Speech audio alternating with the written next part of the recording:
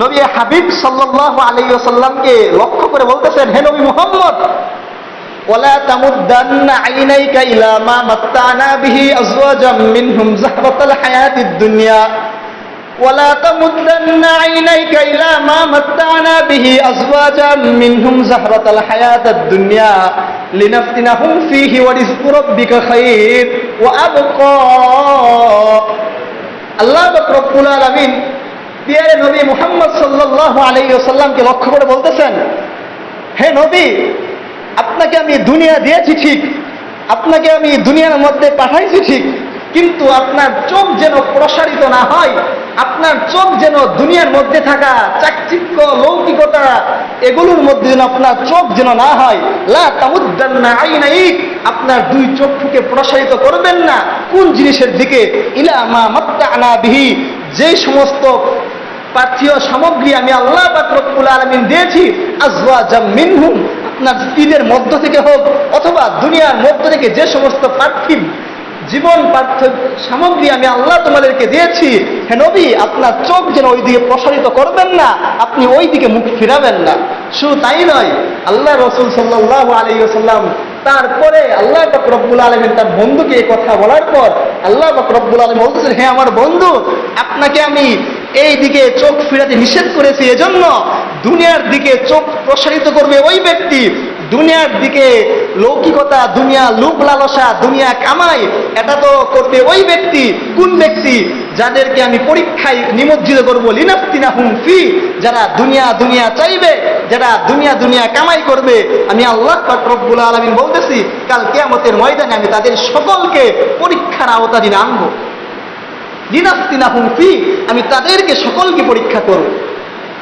এজন্য আল্লাহ পাক রব্বুল আলামিন নবী মুহাম্মদ সাল্লাল্লাহু আলাইহি ওয়াসাল্লামকে লক্ষ্য করে বলতেছেন, হে নবী, আপনি দুনিয়ার পার্থিব সামগ্রীর দিকে যেন আপনার চোখ প্রসারিত না হয়, আপনার এটা থেকে যেন লোভ লালসা অন্তরে না জাগে, যেন আমার এটা হয় না কেন, আমার এটা আসলো না কেন, আমি আজ 10 তলার মালিক হলাম না কেন, আজ আমার 5টা গাড়ি, 5টা চাকরি, 5টা ফ্যাক্টরি মালিক আমি হলাম না কেন, এই অন্তরে একটা আকাঙ্ক্ষা, এই ইচ্ছা হে নবী আপনার ভিতরে যেন না থাকে।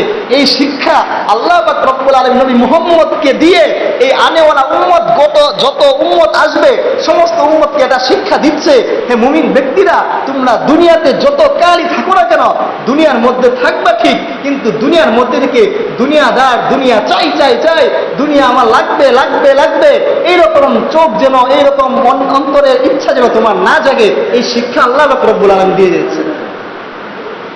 যারা চাইবে তাদেরকে আল্লাহ পাক রব্বুল আলামিন বলতেছেন, লিনাফতিনাহুম ফি, আমি তাদের সকলকে পরীক্ষা করব। ওয়া রিজকু রাব্বিকা খায়র, আল্লাহ পাক রব্বুল আলামিন তারপরে আয়াতে বলতেছেন, ওয়া রিজকু রাব্বিকা খায়র। আচ্ছা আপনারাই বলেন তো, এই যে আমরা দুনিয়া চাই, দুনিয়া কামাই কামাই কি জন্য? আব্দুল বতন ও আব্দুল ওতন, দুই জিনিসের জন্য আমরা দুনিয়া কামাই, এক পেটের জন্য, আরেক হচ্ছে আমাদের যেন পরিবার, আমার স্ত্রী, আমার আহালবর্গ, আমার সন্তান, তারা যেন ভালোভাবে থাকে, এজন্যই তো আমরা দুনিয়া কামাই। এজন্য আল্লাহ পাক রব্বুল আলামিন পরে আয়াতে বলতেছেন, হে নবী, আপনাকে আমি দুনিয়া কামাই করতে নিষেধ করে এটা বুঝাই না যে আপনি রিজিকের চিন্তা করবেন। হে নবী, আপনাকে আমি এটা বলি নাই যে আপনার কাছে রিজিক আসবে না, এটা আমি বলি নাই। তারপরে আয়াতে আল্লাহ নাযিল করেন, ওয়া রিজকু রাব্বিকা খায়র, আমি আল্লাহ পাক রব্বুল আলামিন যে উত্তম রিজিক আমি তোমাকে দান করব, খায়র, এটা হবে উত্তম, ওয়া আবকা, এটা হবে চিরস্থায়ী, যেটা কোনোদিন শেষ হবে না।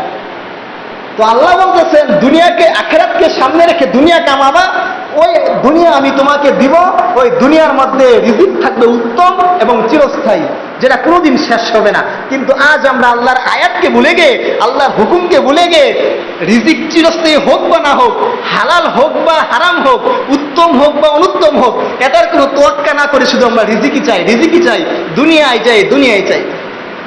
অথচ এটা তো আমাদের শান ছিল না, এটা তো আমাদের